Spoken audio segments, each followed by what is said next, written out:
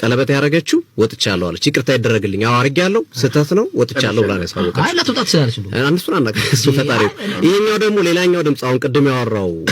እሱ አንድ የጀመርኩት ሱስ ሆነብኛል ተሰማታለሁ ድምጿን እናሰማለን እሷን እና ሊጉም ቢዘጋ ምንም አሉ ምስኪኖች አሉ ቤተሰቦቻቸው መሰለ ማጥራት አለብን እኔ ጥራት አለበት ጠርቶ እንደ አዲስ መጀመር ይችላል እንጂ ቢፈርስም ሊጉ ችግር የለም አሉቲ በጣም ሾክ ነው ያለው ማንንም የሚያቆመን አይደለም እናጠራዋለን ከስር መነጨ ነው እኛ ባይዘው ይሄን መረጃኮ ዴሊቨር ስናደርግ የሚታወቅ ነገር ነው ባይዘው ይሄ አሁን በ6 ወር በ4 ወር ነው አይመጣ ነገር አይደለም ሲወርድ እንደ